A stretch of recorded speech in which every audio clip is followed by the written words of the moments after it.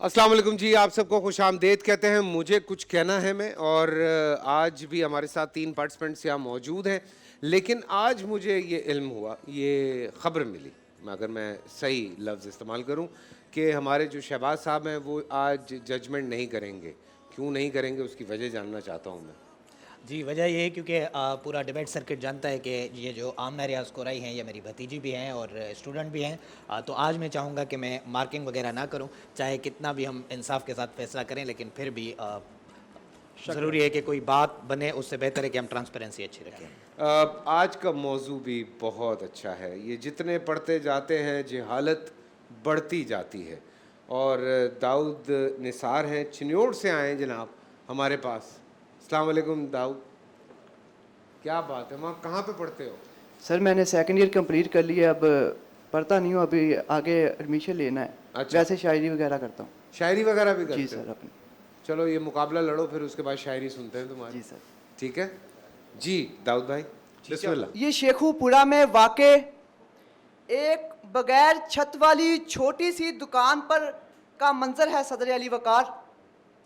यहाँ पर मौजूद बूढ़े वालिदैन औलाद के होते हुए भी बे औलादी की ज़िंदगी गुजारने पर मजबूर हैं। ये जो औलाद के नाज नखरे अपनी पलकों पर उठाया करते थे, आज अपनी झुकी हुई कमर पर उसी औलाद की धुतकार का वजन उठाए बेयारो मददगार अपने उस बेटे की राह तक रहे हैं जो बहुत बिजी है।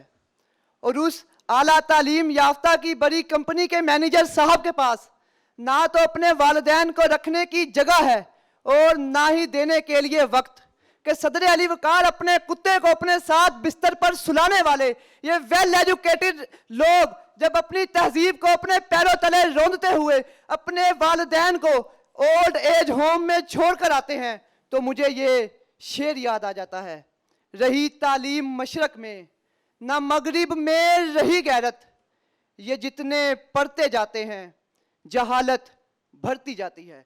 कि सदर अली वकार, जब मैंने रोल मॉडल समझी जाने वाली कौम के बशिंदों को फतह की जश्न में जूतों में शराब डालकर पीते देखा, जब मैंने इस कौम की इज्जतदार बेटियों को मेरा जिस्म मेरी मर्जी के पोस्टर उठाए देखा, जब मैंने बहावलपुर यूनिवर्सिटी में अफसोसनाक स्कैंडल देखा, जब मैंने इस कौम की तलीम याफ्ता तबके को किसी बहन बेटी से जहेज का मुतालबा करते देखा, जब मैंने किसी गद्दी नशी के घर से मासूम घरेलू मुलाजमा की लाश उठते देखी, जब मैंने इस नई तहजीब के दरिंदों के हाथों मसली जाने वाली कलियां देखी, जब मैंने सियालकोट में श्रीलंकन मैनेजर की शक्ल में इंसानियत की तजलील होते देखी, और जब मैंने बेजा तनकीद की नजर होने वाले रमजान ट्रांसमेशन के बानी डॉक्टर रामन लियाकत को इस दुनिया से रुखसत होते देखा, तो मेरे दिल से एक ही आवाज आई, रही तालीम मशरक में ना मगरिब में रही गैरत, ये जितने पढ़ते जाते हैं जहालत बढ़ती जाती है, ये जितने पढ़ते जाते हैं जहालत बढ़ती जाती है। आप सब किस्मत का बहुत शुक्रिया। इलाके का काफ़ी असर है इनके लहजे पे, मादरी ज़ुबान का असर है, काफ़ी असर है, ये क्योंकि अच्छी बात है हमारे पंजाब में बहुत ज़बर लग जाता है ऐसा ही बहुत सारी चीज़ों पे, तो वो वाला मसला था। बिल्कुल तो अब मैं उस पर वकालत ही कर सकता हूँ उसकी सिर्फ, एक्सेप्टेबल है। ठीक है। Thank you. Amna Riyaz Core i Bahria foundation college मोरो से आई हैं, क्या बात है जी, बिस्मिल्लाह। मालूमात में इजाफ़ा दर इजाफ़ा इल्मो अमल के सरबलंद होने की ज़मानत नहीं होती सदर आली वक़ार। मेरी चश्मे तसव्वुर इस मंज़र से काँप जाती है कि बाज़ारे पुरवक़ार में एक सहमी हुई लड़की डरी डरी निगाहों से उस हुजूमे जाहिला और ख़तीबाने बातिला को देख रही है, जिन्हें तहजीबे जदीद ने आज तक तमीज़े पिन्हा से पढ़ना नहीं सिखाया। इसीलिए तो आज ये कमीज़े निस्वा से दुआ को दगा पढ़ते हुए महरम को मुजरिम बना रहे हैं। ये अक्लो दानाई की बीनाई से महरूम वो नाबीना हैं जिन्हें हलवा के हुरूफ में किताबे मुकद्दस के नूरानी लफ्जों का जलवा दिखाई देता है कि ये शम्मा के दीवाने तो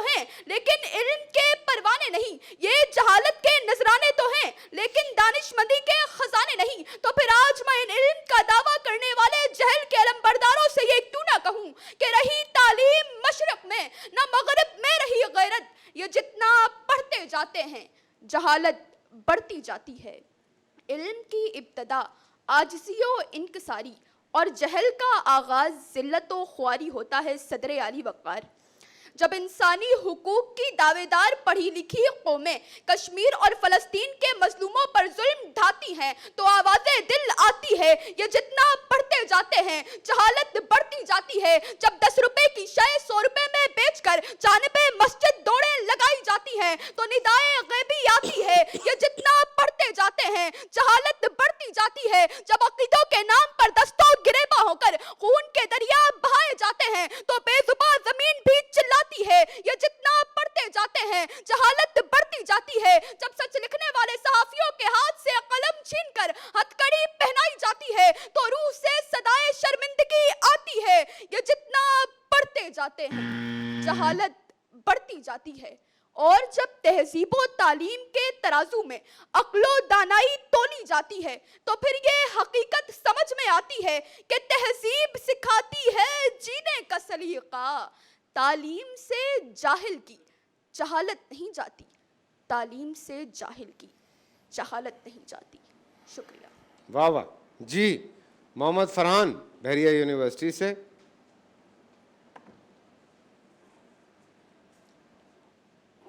تیار ہیں آپ؟ بسم اللہ جی، بسم اللہ۔ 1 منٹ، 3 2 1 جی۔ دل و نگاہ جب تعصب اور نفرت کی پٹی کی زد میں آ جائیں تو 1000 کتابیں، لاکھ علمی مباحث بے اثر ہو جاتی ہیں صدر علی وقار۔ نام نہاد روشن خیال ذہنوں کا یہ عجب فطور ہے کہ ان کی نظروں میں زمانے بھر کی ہر برائی کا ذمہ دار اسلام اور مسلمان ٹھہرتا ہے۔ پھر آپ ہی بتائیے میں ان اعلیٰ ڈگری یافتگان کو کیوں جاہل نہ کہوں جو اچھرا میں عورت کے لباس پر مشتعل ہونے والے ہجوم کا ذمہ دار مذہب اور مولوی کو تو ٹھہراتے ہیں، لیکن یہ نہیں دیکھتے کہ اس کے جسم پر، لباس پر قرآنی آیات کی عدم اطمینان دلا کر اور ہجوم کے اشتعال کو ختم کرنے والا بھی ایک عالم ہی تھا کہ انہیں حکومت ملی ہوئی ہے اناد و نفرت کے فلسفے کی، سو یہ نظام عدم محبت باری باری چلا رہے ہیں، سو یہ نظام عدم محبت باری باری چلا رہے ہیں۔ ہدایت کی دعا کیجئے صدر علی وقار ان پڑھے لکھے جاہلوں کے لیے جنہیں ہدایت کی دعا کیجئے صدر علی وقار ان پڑھے لکھے جاہلوں کے لیے جنہیں ہدایت کی دعا کیجئے صدر علی وقار ان پڑھے لکھے جاہلوں کے لیے جنہیں غلاف کعبہ پہ کیے گئے اخراجات تو فضول معلوم ہوتے ہیں، لیکن مکیش امبانی کے اس سے دگنے اخراجات کے باوجود ان کا آئیڈیل رہتا ہے، جنہیں عورت کا پردہ اس کی حق تلفی محسوس ہوتا ہے لیکن تشہیری بینرز اور استقبالیہ ڈسکوں پر جبری مسکراہٹ سے اس کی نسوانیت کا قتل کسی کو نہیں دکھائی دیتا۔ جناب والا ہدایت کی دعا کیجئے ان لوگوں کے لیے جو عورت کا حق مانگتے ہوئے فلسطین میں کٹتی عورت کو یکسر فراموش کر دیتے ہیں، سو تسلیم کیجئے مذہبی دشمنی کی روش جب دل و دماغ پر حاوی ہو جائے تو کچھ باقی نہیں بچتا، پھر یہ جتنا پڑھتے جاتے ہیں جہالت اتنی بڑھتی جاتی ہے، پھر یہ جتنا پڑھتے جاتے ہیں جہالت اتنی بڑھتی جاتی ہے۔ تھینک یو سو مچ۔ میں درخواست کروں گا تینوں سے کہ یہاں پہ تشریف لیں۔ میں پہلے بھی ایک ڈسکلیمر دے چکا ہوں، بھیا یہ بچے جو بھی بولتے ہیں نا اس میں ہمارا کوئی لینا دینا نہیں ہے، تھوڑی سی کریکشن کرنا ضروری ہوتی ہے جب بھی ہم اس حوالے سے بات کر رہے ہوتے ہیں۔ ظاہر سی بات ہے جن کو جو انفارمیشن ملتی ہے وہ اسی حوالے سے اپنی اسپیچ تیار کرتے ہیں یا اسی پہ بات کرتے ہیں۔ ابھی ہمارے دوست نے جو ایک بات کی، ہاں اس میں یہ حقیقت تھی کہ جب اس خاتون پہ حملہ ہوا تھا تو وہاں پہ اس کو پہلے دکان کے اندر بند کرنے والا ایک غیر مسلم تھا جس کا ذکر ہمارے بھائی نے نہیں کیا، اسی نے کال کی تھی پولیس کو۔ پھر وہاں پہ جو مشتعل افراد تھے ان کو روکنے میں جو اس علاقے کے ایک مولانا صاحب تھے ان کا بھی بڑا کردار تھا, انہوں نے کافی حد تک روکا تھا, لیکن وہ عربی آیات سے کوئی تعلق نہیں تھا جو ان کے شرٹ پہ لکھا ہوا تھا.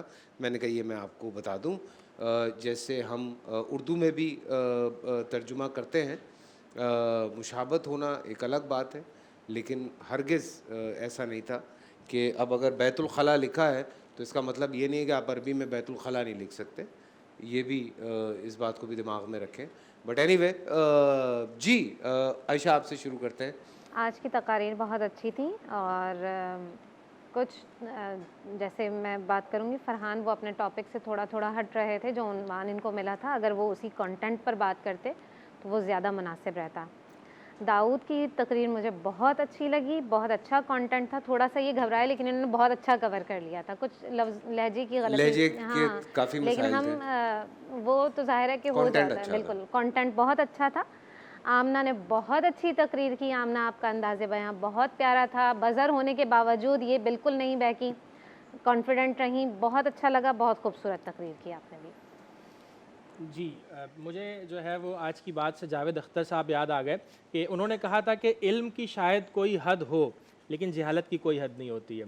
تو بہرحال تینوں مقررین نے بہت اچھا بولا. فرحان چونکہ کراچی اور لاہور کے ڈیبیٹ اسٹائل میں فرق ہے, کراچی میں چونکہ مباحثہ بہت زیادہ بولا جاتا ہے اور لاہور میں ڈیکلیمیشن کا رجحان زیادہ ہے, تو عام طور پہ جو کراچی کے مقررین ہیں وہ بھی اب جو لہجہ ہے وہ لاہور والا اپنانے لگے ہیں, جس کی وجہ سے جب آپ ٹی وی چینلز پہ تقریر کرتے ہیں نا, آپ کے پاس 2.5 منٹ ہوتا ہے, اور 2.5 منٹ میں اتنا زیادہ پاز جو ہے نا وہ آپ کے کانٹینٹ کے نمبرز کو کم کروا دیتا ہے. تو اس کا خیال رکھیے گا, اور کراچی اسٹائل آف ڈیبیٹ کو اگر آپ اپناتے ہیں تو وہ زیادہ آپ کے لیے جو ہے وہ سود مند ثابت رہے گا. باقی یہ ہے کہ ہمارے داؤد جو ہیں بہت دور سے آئے مہمان مقرر ہیں, بہت اچھی تقریر کی آپ نے. بس یہ ہے کہ چند باتیں ہم یہ بتا جو رہے ہوتے ہیں نا, اس کا مطلب یہ نہیں ہے کہ ہمیں بھی کوئی بہت زیادہ پیور اردو خالص اردو ہم کو آتی ہے, لیکن صرف ہم اس لیے بتا رہے ہیں کہ چلیں تصحیح ہوتی چلی جائے. تقریر میں جب بھی آپ اردو تقریر کیجئے اس میں اردو کے الفاظ استعمال کیجئے تو زیادہ بہتر ہے. آپ نے کہا کہ وہ اتنے بچے بزی ہوتے ہیں کہ والدین کو ٹائم نہیں, اگر آپ بزی کی جگہ مصروف لفظ استعمال کرتے تو زیادہ اچھا لگتا.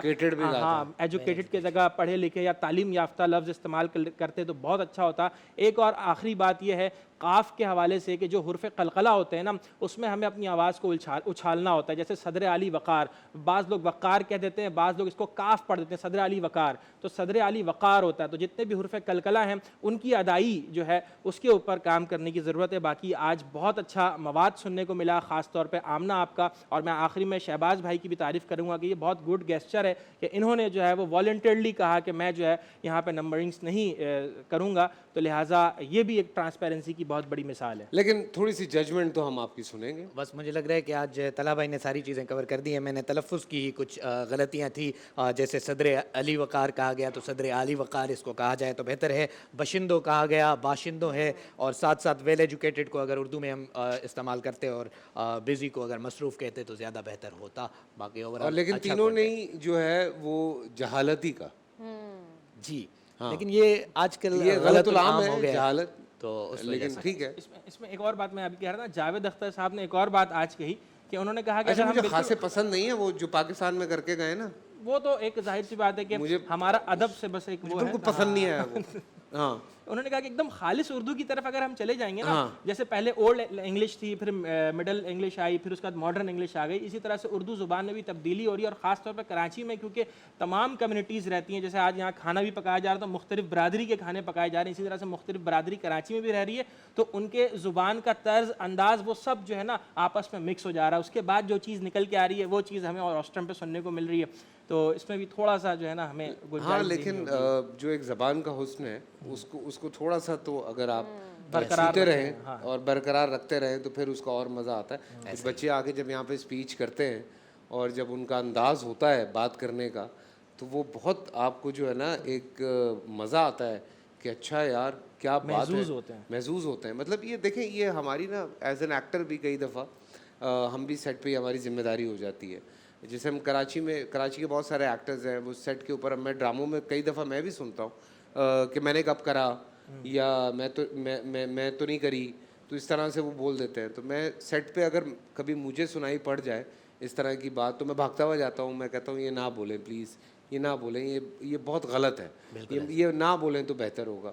تو وہ تھوڑا سا اس پہ اگر ہم تھوڑے نوک جھونک ہیں, میں معذرت چاہ رہا ہوں, لیکن یہ تھوڑی سی نوک جھوک ہے, اس کو اگر سدھارتے جائیں تو آنے والے وقت میں مطلب میری بھی اردو کوئی بہت اچھی نہیں ہے, لیکن بات یہ ہے کہ تھوڑا سا آپ اس کو بہتر کرتے چلے جاتے ہیں. آنے والے وقت میں ہمیں تو برقرار رکھنا ہے نا ایک چیز کو, یہ تو نہیں کرنا کہ آنے والے وقت میں بالکل ہی بدل دیں. پر ہاں وہ بڑا مشکل ہے, جیسے یہ بچی جو ہے اس کا موروں سے تعلق ہے, اس کا چیچا وطنی سے ہے, تو وہ بڑا مشکل ہوتا ہے اپنی انداز کو بدلنا. پر میں ایک بات بتاؤں آپ کو, اردو کے بہت بڑے بڑے شاعر ہیں جن کا تعلق پنجاب سے ہے, سو یہ بھی یاد رکھیں آپ, اور ان کی آپ انداز گفتگو سنیں تو آپ سرپرائز ہو جاتے ہیں. ایون گلزار صاحب کی بھی اگر میں بات کرتا ہوں تو ان کا تعلق جہلم سے, اور ان کی آپ اردو سنیں, کیا حسین اردو ہے ان کی.